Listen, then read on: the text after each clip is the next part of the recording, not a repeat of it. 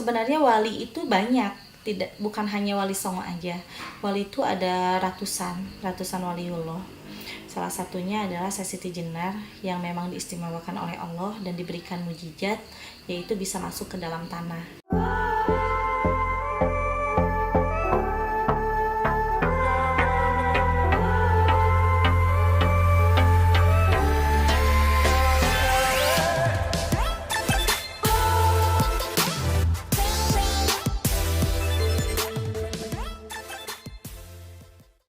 Assalamualaikum warahmatullahi wabarakatuh.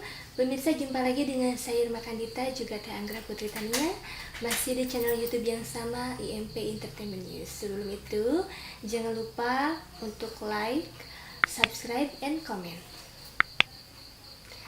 Oke pemirsa, untuk kesempatan kali ini saya bersama Teh Anggra Putri Tania akan membahas mengenai sejarah Syekh Siti Jenar. Siapakah sosok Syekh Siti Jenar? Kita langsung tanyakan kepada Teh Anggra. Syekh Siti Jenar adalah Raden Abdul Jalil yang memang lahir pada abad ke-14. Beliau adalah anak Syekh Datuk Soleh dan beliau adalah waliullah yang memang sangat alim. Beliau juga penyebar agama Islam di Indonesia, salah satunya adalah di Jepara. Beliau itu adalah ahli sufi dan mempunyai ajaran Manunggaling Kawula Gusti. Tetapi ajaran itu banyak sekali orang-orang yang menganggapnya sesat. Ajaran Manunggaling Kawula Gusti itu seperti apa, Teh Anggra? Kalau orang lain menyangka bahwa Manunggaling Kawula Gusti itu bahwa Syekh Siti Jenar itu mengaku dirinya adalah Allah. Padahal sebenarnya bukan seperti itu. Ada di dalam keterangan Quran surat Hud ayat 123 bahwa tentang Manunggaling Kawula Gusti itu adalah semuanya kembali kepada Allah. Dan zat-zatnya Allah itu ada di dalam dirinya Syekh Siti Jenar. Contohnya seperti itu. Jadi sebenarnya salah pemahaman ya, orang lain itu salah paham dengan ajaran Manunggaling Kawula Gusti. Yang dimaksud oleh Syekh Siti Jenar adalah dengan menyebutkan zat-zatnya Allah di dalam hatinya beliau, akhirnya beliau itu merasa bahwa Allah ada dengan dirinya. Seperti beliau itu kan ahli sufi ya, yang memang dianggap orang lain itu adalah sesat. Padahal ahli sufi itu adalah orang yang menyembunyikan keilmuannya. Padahal ilmu agamanya itu mumpuni. Dan Syekh Siti Jenar juga adalah sosok orang yang benar-benar ma'rifat. Kemudian sosok Syekh Siti Jenar itu sendiri bagaimana, Teh Anggra, di kalangan masyarakat? Seperti apa? Sebenarnya di kalangan masyarakat itu masih simpang siur ya pemberitaannya dan sejarahnya.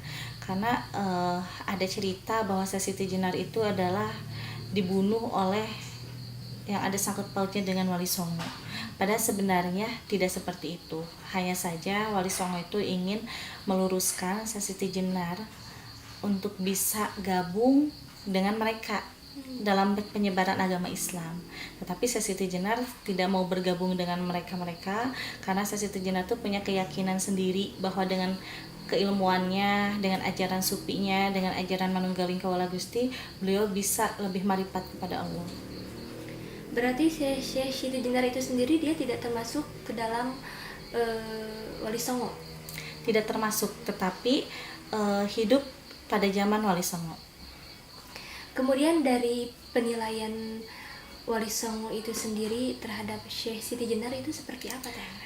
Penilaiannya bagus sih, penilaiannya juga baik. Bahkan salah satu Wali Songo yaitu Syekh Sunan Gunung Jati itu sangat dekat ya dengan Syekh Siti Jenar. Bahkan sering bertukar pikiran. Kenapa Syekh Siti Jenar selalu ingin menyendiri? Karena Syekh Siti Jenar itu punya pupuh yang dibuat oleh sendiri sebanyak 140 pupuh. Dan Manunggaling Kawula Gusti itu ada di salah satu pupuhnya beliau yang berdampingan dengan pupuhnya yang ke-135 itu yang tentang ada keterangan terjemahan dari Quran surat Hud ayat 123. Jadi sebenarnya untuk Wali Songo menilai kepada Syekh Siti Jenar itu sebenarnya baik, hanya saja ada perbedaan yaitu dari Syekh Sunan Bonang ya. Jadi Syekh Sunan Bonang itu mengatakan bahwa Syekh Siti Jenar itu tidak boleh dibiarkan terus-menerus dengan ajaran Manunggaling Kawula Gustinya, karena bisa disebut sesat oleh orang lain, orang yang awam. Maksudnya seperti itu. Sebenarnya tujuannya baik sih. Kalau untuk beliau-beliau sebagai Wali Songo itu mengerti apa yang dimiliki oleh Syekh Siti Jenar yang terkenal dengan ajaran sufinya itu. Tetapi untuk orang awam pasti menyangkanya sesat. Karena beliau itu tidak pernah membacakan surat-surat yang ada di dalam Al-Quran untuk penyebaran agama Islamnya. Tapi beliau selalu dengan pupuh-pupuhnya yang selalu dijadikan penyebaran agama Islam di seluruh Indonesia. Makanya kebanyakan orang lain sih menganggapnya sesat karena memang yang dibaca hanyalah Bismillah dan Alhamdulillah, tidak ada lagi surat-surat lain yang beliau baca. Kemudian untuk pengikutnya sendiri apakah banyak? Kalau untuk pengikutnya Sesiti Jenar tidak terlalu banyak, tetapi lumayan gitu. Kenapa bisa dikatakan tidak terlalu banyak? Karena hanya orang-orang yang tertentu yang bisa memahami isi Al-Quran dan isi kitab-kitab Islam lainnya gitu. Karena kalau untuk orang awam yang memang tidak tahu isi dari Al-Quran itu, pasti akan menganggap ajaran Sesiti Jenar sesat. Dan di kala ajaran Syekh Siti Jenar menjadi kontroversi, apakah sampai terjadi hal-hal buruk seperti huru-hara atau sampai mungkin pertumpahan darah antara yang pro dan yang kontra, itu bagaimana? Sebenarnya tidak ada pertumpahan darah atau huru-hara, cuman perbedaan paham aja. Jadi antara Wali Songo dan Sesiti Jenar itu beda paham. Beda pahamnya bahwa kalau Sesiti Jenar itu selalu meluruskan masalah, memecahkan solusi itu hanya dengan dirinya sendiri, karena dia mengaku bahwa zatnya Allah udah nyatu di dalam dirinya. Makanya yang beliau baca hanyalah Bismillahirrahmanirrahim dengan nama Allah yang Maha Pengasih lagi Maha Penyayang. Dan selalu setelah semuanya terjadi dan semua solusi masalah Sesiti Jenar itu teratasi, beliau selalu bacanya itu Alhamdulillah, karena beliau itu sangat benar-benar bersyukur kepada Allah. Jadi lebih mengandalkan dirinya sendiri dan lebih keyakinannya tuh full kepada Allah Subhanahu wa taala. Jadi tidak pernah mau merepotkan orang lain. Dan untuk ajaran yang dianggap sesat itu mungkin Teh Anggra sampai detik ini itu pemahaman masyarakat masih banyak yang mengatakan bahwa itu tidak benar. Itu apakah akan terus berlanjut Teh Anggra? Sepertinya akan terus berlanjut ya, kalau misalkan tidak ada titik terangnya tentang sebenarnya siapa Sesiti Jenar gitu. Tapi kalau misalkan saya ungkap yang sebenarnya, insya Allah mudah-mudahan orang-orang juga paham ya dengan yang saya ungkap ini. Karena beliau itu sampai saat ini juga sebenarnya kan tilem, bukan meninggal dunia. Jadi sejarah-sejarah yang memang katanya dibunuh oleh Wali Songo itu salah besar. Karena yang sesungguhnya beliau itu adalah tilem, dan tilemnya itu tepat di Indonesia. Walaupun beliau adalah kelahiran Iran gitu, tetapi beliau tilamnya itu tepat di situs Kabuyutan Ciwidey. Karena beliau itu kan melanglang buana ya untuk penyebaran agama Islam di seluruh Indonesia. Tapi di saat beliau tilam itu sebenarnya bukan di Cirebon, tetapi di situs Kabuyutan Ciwidey. Iya Teh Anggra, saya mau tanya, mungkin Teh Anggra bisa menceritakan tentang perjalanan dari Syekh Siti Jenar itu sendiri sehingga dia bisa memberikan ujangan dan beberapa pelajaran kepada umat-umat muslim seperti itu, bagaimana? Perjalanannya itu banyak sekali suka duka ya. Lebih banyaknya itu adalah perjalanan duka yang memang beliau dapati pada saat beliau menyebarkan agama Islam di seluruh Indonesia. Karena bukan hanya Wali Songo aja yang memang mendebat Sesiti Jenar, tetapi banyak sekali ulama-ulama besar lainnya yang memang mengatakan bahwa Sesiti Jenar itu adalah sesat. Karena banyak sekali orang-orang yang mengatakan bahwa Sesiti Jenar tidak pernah sholat dan tidak pernah mau diajak untuk sholat berjamaah seperti itu. Padahal yang sesungguhnya Sesiti Jenar itu mempunyai ilmu keagamaan yang sangat mumpuni. Bahkan kitab dan isi Al-Quran itu seperti sudah tertalar di dalam benaknya, karena memang beliau itu adalah salah satu keturunan Nabi Muhammad SAW juga, dan beliau juga diberikan ilmu laduni oleh seseorang lah, oleh gurunya yang memang berada di Persia. Makanya beliau itu sebenarnya bukan tidak mau diajak sholat berjamaah, terus tidak mau memperlihatkan bahwa dirinya sholat Jumat, tetapi karena saking pintarnya beliau, saking ilmunya juga bagus gitu ya, beliau itu tidak menampakkan diri di saat beliau melakukan kewajiban kepada Allah. Contohnya dalam sholat 5 waktu, kenapa sih beliau itu tidak pernah mau berjamaah dan tidak pernah terlihat oleh wali-wali lainnya atau oleh orang lain? Karena beliau itu salah satu bisa dikatakan wali majub juga ya. Kenapa disebut wali majub? Karena disebut wali majub itu beliau itu tidak pernah memperlihatkan kesolehannya, tidak pernah memperlihatkan ibadah kepada Allah kepada orang lain, karena beliau itu punya prinsip kita ibadah, kita berbuat baik cukup hanyalah Allah dan diri kita sendiri yang tahu tanpa orang lain tahu gitu. Karena saya pernah membaca beberapa kisah yang menceritakan bahwa Syekh Siti Jenar meninggal dalam keadaan sedang sholat, sedang sujud. Apa itu benar? Sebenarnya wallahu alam ya. Sebenarnya itu kalau menurut penerawangan saya sih tidak benar. Karena yang ada di dalam kitab Akmaliyah, di dalam kitab Akmaliyah itu ada tentang penjelasan Syekh Siti Jenar, bahwa Syekh Siti Jenar itu bukan meninggal, tetapi beliau itu masih ngahiang, yaitu tilem.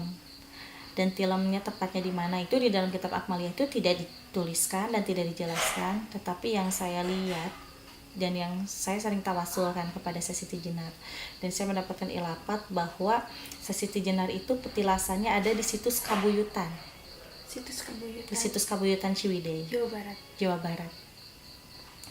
Makanya bagi siapapun yang ingin berziarah kepada Syekh Siti Jenar, insya Allah bisa langsung mendatangi aja situs Kabuyutan, karena memang tepatnya beliau tilem terakhirnya itu ada di sana. Teh Anggra, sebetulnya Wali Songo itu sendiri pro atau kontra kepada Syekh Siti Jenar? Kalau untuk Wali Songo itu sebenarnya pro ya kepada Syekh Siti Jenar, tetapi mungkin karena Syekh Sunan Bonang ingin bisa lebih merangkul Syekh Siti Jenar, makanya beliau itu selalu ingin Syekh Siti Jenar ikut bergabung dengan Wali Songo. Kalau dibilang bergabung, ikut bergabung, tetapi selalu menyendiri gitu, dan selalu berpisah dengan mereka. Karena memang Syekh Siti Jenar itu tipe orang yang memang tidak mau merepotkan siapapun. Mau suka maupun duka, pasti beliau akan telan dengan sendiri gitu. Dan setiap ada permasalahan apapun menyangkut tentang ajaran agama Islam, tentang perbedaan paham, beliau lebih baik diam daripada mengutarakannya atau mengeluh. Berarti apa yang terjadi sekarang itu merupakan kesalahpahaman ya? Kesalahpahaman. Karena Syekh Siti Jenar itu kalau menurut saya itu benar-benar wali yang sangat alim ya, wali yang sangat alim, rendah hati, tidak sombong. Dan beliau itu juga mempunyai gelar nama selain nama aslinya Raden Abdul Jalil, beliau itu punya gelar nama Syekh Siti Jenar, Syekh Japara, Syekh Lemah Abang. Dan beliau itu banyak sekali pasukan-pasukan jinnya yang memang menjadi pengikut-pengikutnya beliau. Dibanding pengikut-pengikutnya manusia, beliau itu lebih banyak pengikutnya para jin Islam.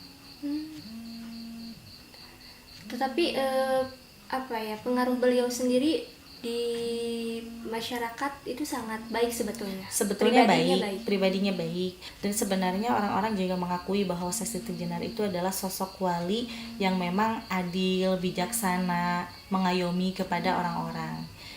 Cuman Syekh Siti Jenar itu selalu jarang bicara. Jadi hanya seperlunya aja. Apa yang mau beliau katakan, ya dikatakan. Apa yang tidak mau beliau katakan, beliau lebih baik diam. Jadi lebih menjaga mulutnya sih. Karena beliau itu punya prinsip bahwa diam itu adalah emas. Teh Anggra, apakah Syekh Siti Jenar itu mempunyai keluarga, istri dan anak? Betul, beliau itu punya keluarga. Beliau itu mempunyai istri, dan istrinya itu adalah asli dari Astana Japura, Cirebon.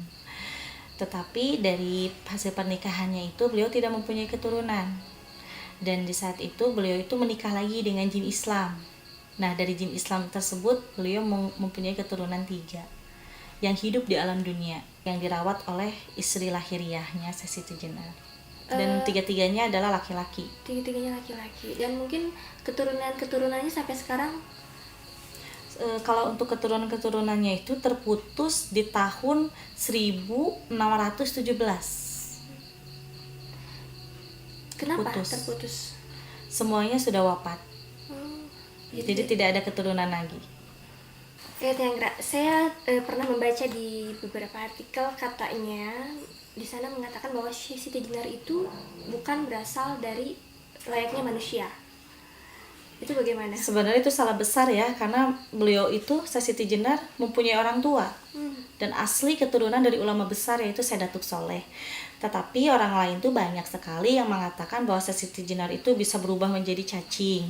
Terus dikatakan dengan Siti Jenar itu adalah Siti Jenar, itu adalah artinya tanah merah. Sebenarnya keilmuan beliau itu bisa masuk ke dalam bawah tanah.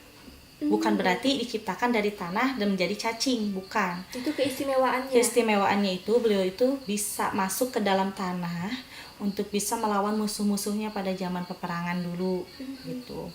Dan di saat beliau ingin berguru kepada orang tuh bukannya beliau malu ya, tetapi lebih baik beliau itu hanya mendengarkan tanpa harus mendatangi seseorang itu. Contohnya dia ingin berguru kepada ulama besar, tetapi beliau itu tidak mau menampakkan dirinya karena beliau itu sangat alim, pemalu gitu. Akhirnya beliau itu masuk ke dalam tanah untuk bisa datang ke tempat seseorang yang akan dijadikan gurunya. Di saat seseorang itu berceramah di hadapan orang banyak, Siti Jenar itu mendengarkan di dalam tanah.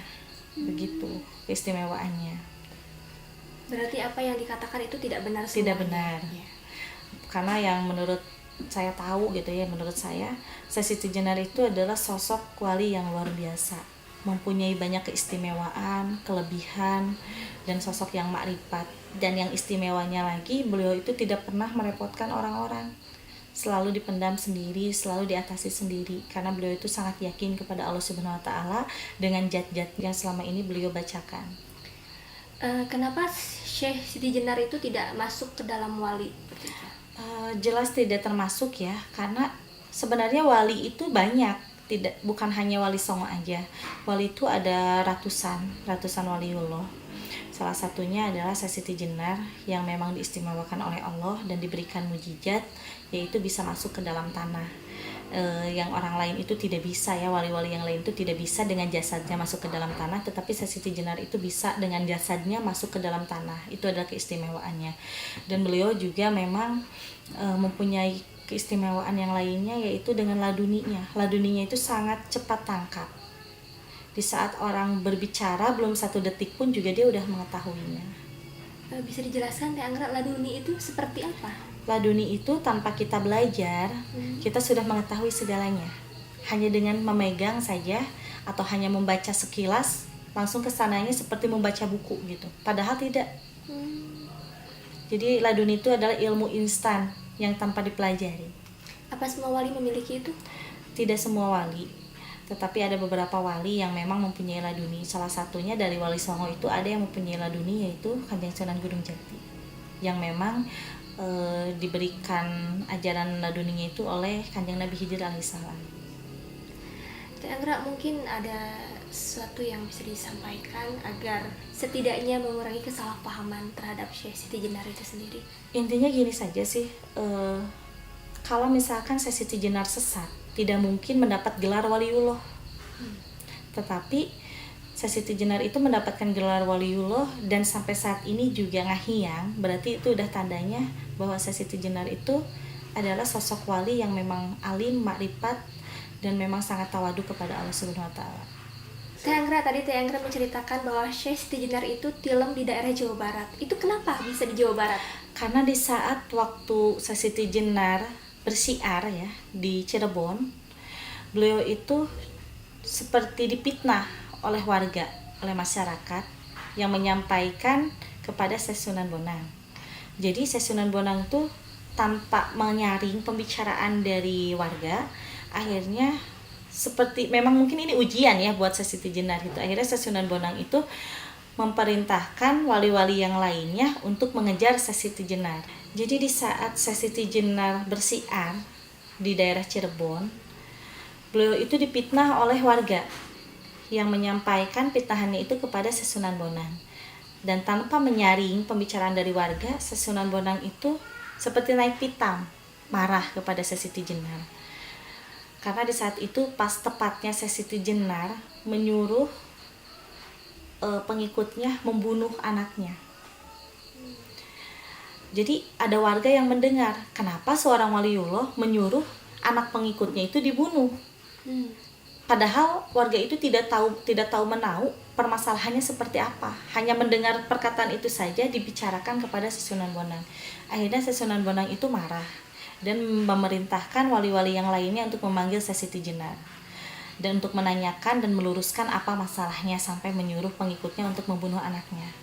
Akhirnya Sesi Tijenar di saat di Cirebon pas di dalam masjid itu dijemput oleh wali-wali yang lainnya untuk menghadap Sunan Bonang. Akhirnya Sesi Tijenar itu menjelaskan sedikit bahwa anak pengikutnya itu adalah seorang penjinah.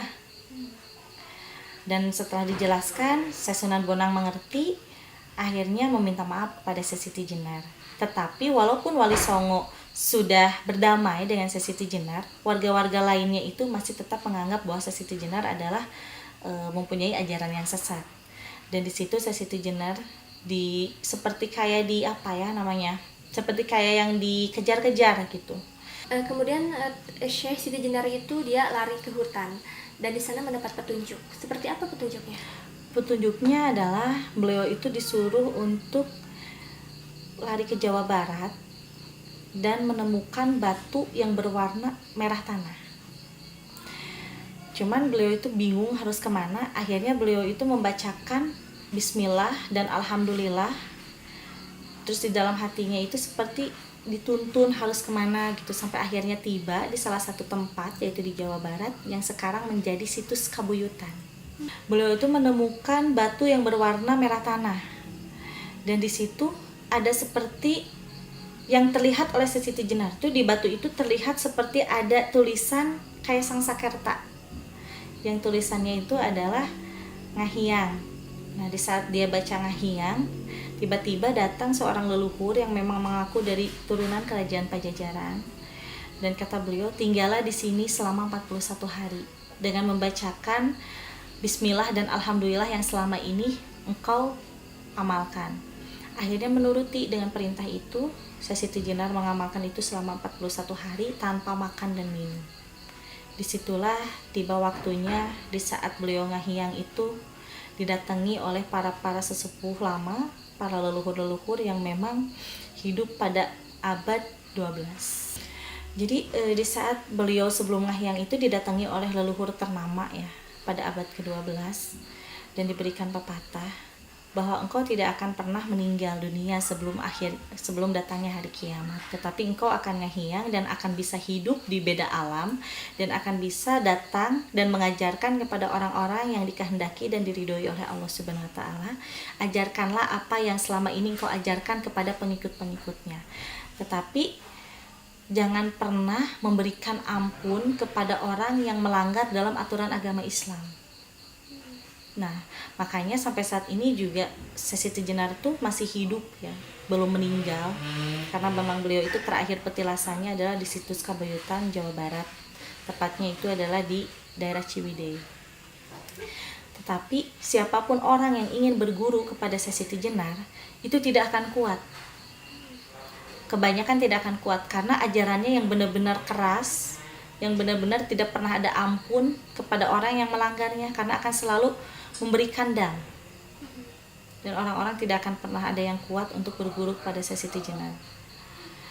Hanya orang-orang yang dikehendaki dan diridhoi oleh Allah saja yang akan bisa berguru kepada Sesi Tijenar.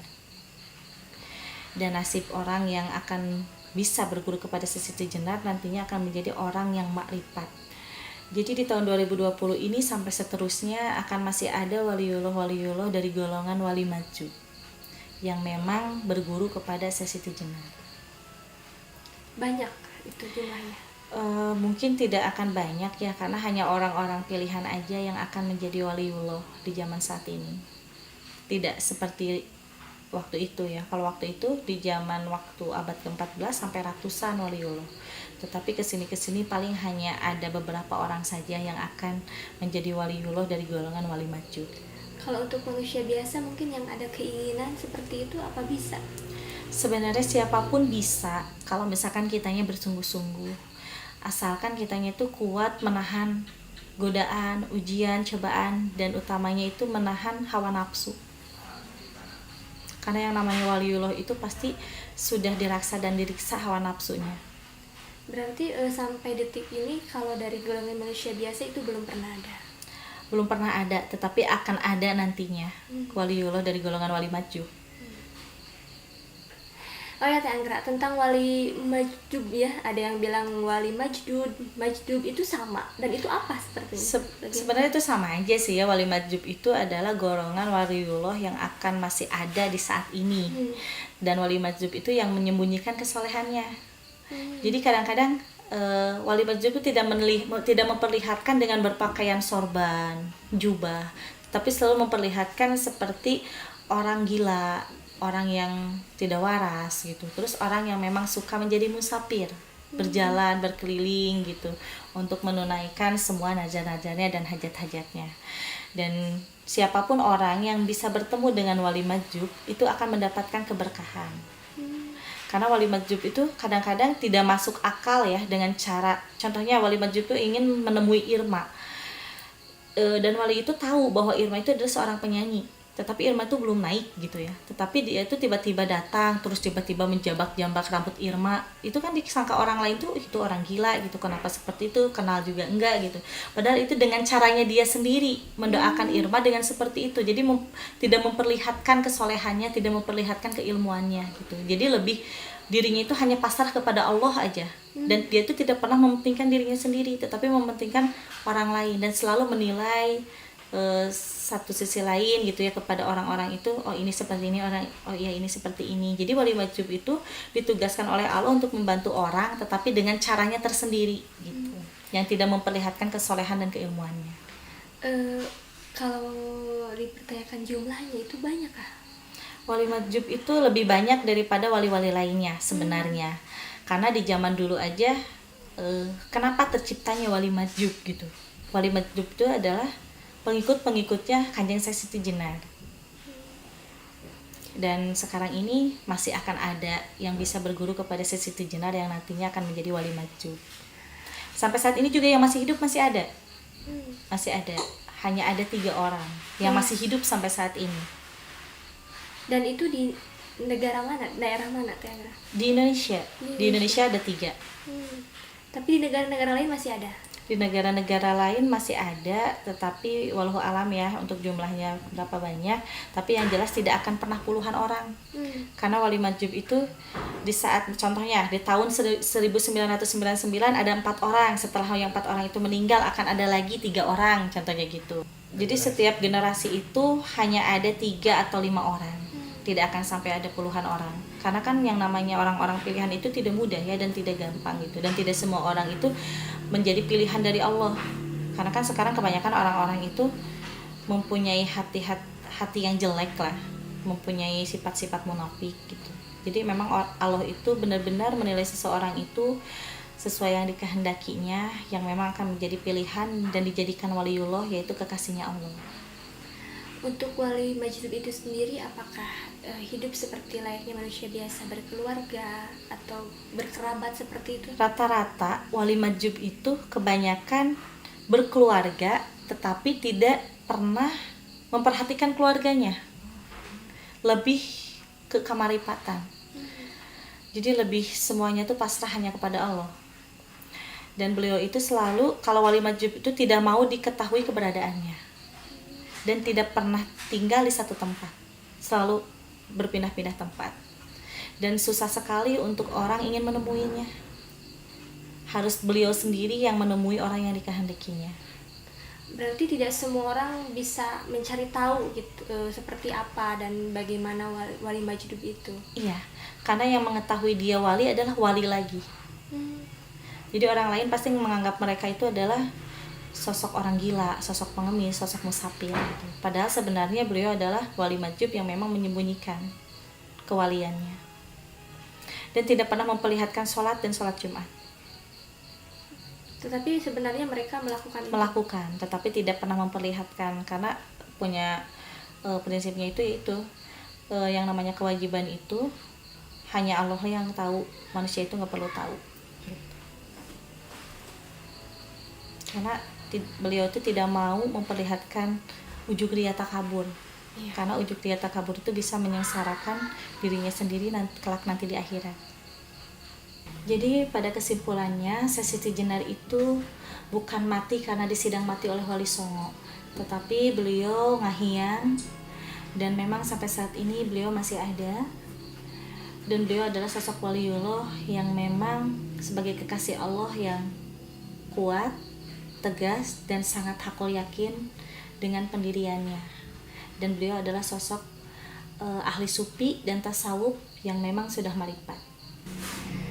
Oke pemirsa, sekian dari kami penjelasan tentang sejarah Syekh Siti Jenar, dan insya Allah mungkin kami akan memberikan penjelasan tentang sejarah-sejarah lainnya bersama Teh Anggra Putri Tania. Sekian dulu, terima kasih. Saya Irma Kanita juga Teh Anggra Putri Tania. Wassalamualaikum warahmatullahi wabarakatuh.